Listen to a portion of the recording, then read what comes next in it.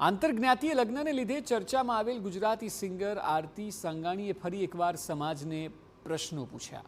મૂળ પટેલ સમાજની આરતીએ તબલાવાદક દેવાંગ ગોહિલને જીવનસાથી તરીકે પસંદ કર્યો અને કહ્યું કે દીકરી મરી જાય પોસાય અને દીકરી મરીને જીવે એ તેમને પોસાય છે। દીકરી ખુશીથી જીવન જીવે એ સમાજને પોસાતું નથી તેવું આ નવા વિડીયોમાં તેઓએ કહ્યું છે।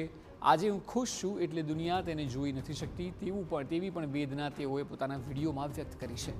સોશિયલ મીડિયાથી એક કામ મળી ગયું હોય તેવું મને લાગે છે અને બદનામ કરવા માટેનું ષડયંત્ર પણ ગણાવ્યું। તમને એવું લાગે છે કે મારામાંથી જોઈને તમારી દીકરી શું શીખશે? તમને એવું જ લાગે છે ને?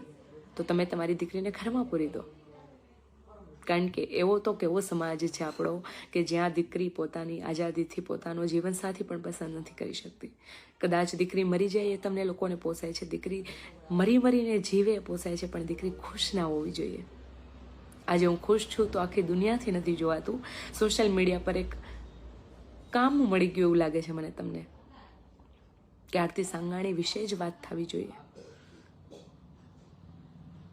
તમારા ઘરે પણ દીકરી છે અને તમારા જીવનમાં દીકરીઓ આવશે પણ, આ વાત ભૂલવી નહીં।